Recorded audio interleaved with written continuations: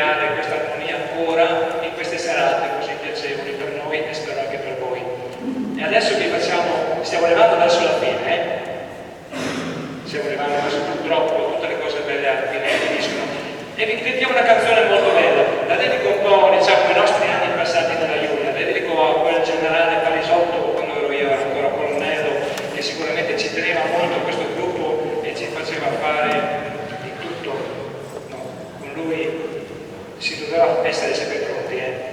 Noi facevamo comunque le nostre guardie, facevamo tutto, eravamo dei soldati, in weekend andavamo a cantare, quindi poche licenze più cantare, però abbiamo sempre mangiato molto molto molto bene. Bisogna dire che,